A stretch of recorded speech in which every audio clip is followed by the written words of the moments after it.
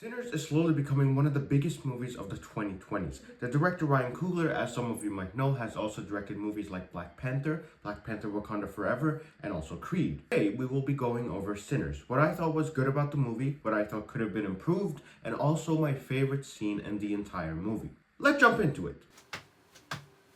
Sinners is a classic Ryan Coogler movie, I feel like. Sure, on the surface level, the movie is supposed to be about vampires, but knowing Ryan Coogler and his movies, the movies usually have a much more deep layer to it, and they're actually trying to say something rather than just being a movie. They actually have a message. Which is also why I think Ryan Coogler is going to be a household name after Sinners, if he isn't already. I think he will be a big enough name that people will go and watch the movies just because they were directed by him. I mean, he did direct Black Panther, and that became one of the most iconic movies of all time. I remember my friend, who was a big Marvel fan back in the days. I really wasn't. He came up to me after Black Panther and he was like, you have to start the MCU because Black Panther is so good. You have to watch it. Don't even, like, he didn't even care about the Avengers or anything like that. He was just like, watch the MCU so that you can watch Black Panther. And I did after a while, and I loved it. Anyways, on the surface level, Sinners is only a vampire movie set in the 1930s following the black community. That's the beauty of this movie. You can watch it and just see the vampire movie, or you can actually watch it, try to understand it, and really dig deep in it and see that it's so much more than that, that it has so much layers to it that you can watch it over and over and over and find new things. For me, the movie was a way of showing everyone that it's important to be a part of something bigger than yourself, being a part of a community, being a part of a family, being a part of a people. What's up? Future Hamza here. So what I mean to say there is that people are looking for a purpose rather than just being alone, and that purpose can be finding a family, a religion, a people, a community, whatever. Just you find a purpose so you're not alone. Everybody kind of wants to not be alone, I feel like. Anyway, so this movie is centered around the black community, but all of these characters that we kind of meet along this movie are really scattered around Mississippi, and they're not a part of the same community, which doesn't really give anyone that sense of security or that sense of safety, especially in a time as the 1930s, filled with segregation towards the black community, for example, and also racist people and clans like the KKK, trying to stop you and trying to kill you from just living.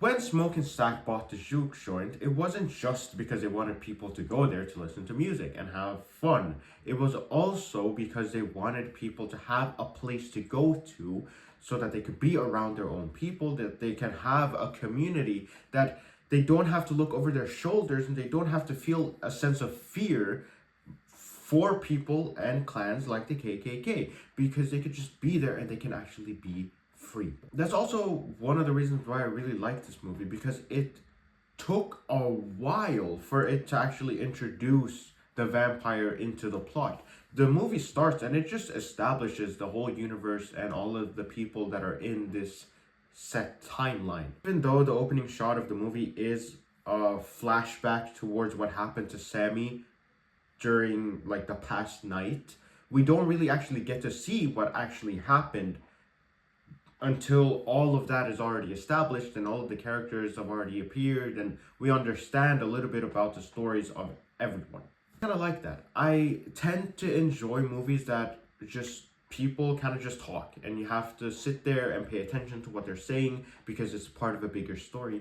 I really, really like that, and this movie I felt like was exactly that, at the very least towards the start. Speaking of Smoke and Stack, they were both played by Michael B. Jordan, and one thing I really want to highlight, not only that he was so good in these roles, but the fact that he played these roles like entirely separate from one another. Even though they were twins, they felt like two different characters. You could have easily had Smoke in one movie and Stack in a completely separate movie, and I would have completely bought it. But the fact that he did both of that, like he did all of that in the same movie, playing two different characters that were really different from each other, was really cool to see, and I really, really, really respect that. Miles Khan is the guy that played Sammy. I'm sorry if I said that wrong. I'm not really sure how you say it. And even though it was his first time acting, he did a fantastic job. I was like, what the hell? Because he acted like he had done this for years. And honestly, I really thought that he had an incredible resume of acting, but I found out that he never acted before, and I was like, how is that even possible? And his songs don't even get me started. I still listen to them, mainly because of Miles' contribution to the songs, but also because they're certified bangers. Let's be. My favorite scene in this movie was when Sammy was singing "I Lied to You" in the juke joint, and all of these different generations kind of morphed together into this one place. It was honestly one of the most beautiful things I've ever seen. When the scene was over, I literally turned to my friends and I was like, holy shit. I said that out loud in the movie theater. I think some people looked at me weird, but like, honestly, like, that was crazy. I never really talked loud in movie theaters, but I really had to just let a holy shit out because, oh my god, it was so good.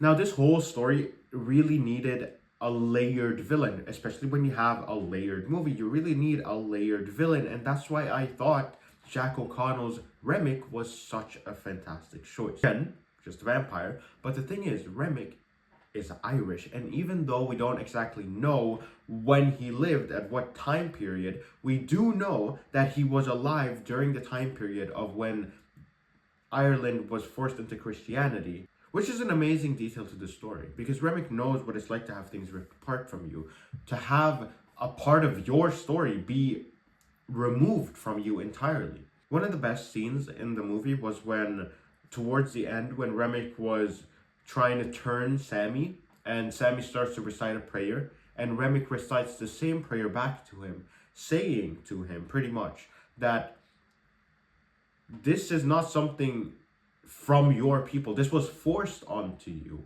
which also made Sammy think, and possibly is the reason why he chose to stick with the music, even though his father wanted him to stick with the church and abandon the music, because at the time, blues music was thought to be the devil's music. And a great follow-up to all of this, even though it happened before, was when Delta Slim was talking to Sammy, and he was telling him that blues music came from the ancestors, that blues music was not forced onto them, that it was just inherited because of their ancestors and all of that. It is something that came from the Black community, and that's not something that can be taken away from them. There's honestly so much to talk about this movie. Like I said, the movie's super layered, and you can really talk about this movie forever. Anyway, Remick knows what the people in the juke joint have gone through, because he's gone through the exact same thing, and he knows for a fact that the KKK are coming the very next day to kill everyone, because if you don't remember, Smoke and Stack bought the juke joint from a guy that was supposed to be the leader of the KKK. He denied it, but he was lying, as Remick found out. With that being said, Remick offers all of them a choice for them to forever be a part of this community that they have formed inside of the juke joint, for them to never feel fear again, and for them to always be together. Much for them to be free in his eyes anyways. And I don't think it's a big stretch that even though Remick probably really wanted them to actually be free or whatever, he also wanted himself to be free, and he wanted to find that community that was his own, if that makes sense. Sinners is one of the greatest movies to come out during the 2020s, and if you haven't seen it, you really should. Like I said, Ryan Coogler is going to be a household name, if he isn't already, after this movie, because of the fact that it is so good. He is actually trying to say something, it's super layered, it's fantastic. I really don't have anything bad to say about this movie. It is so good. Thank you for stopping by. If you enjoyed this video, make sure to hit that like button. I would really appreciate it. And as always, I will see you in the next one. Bye.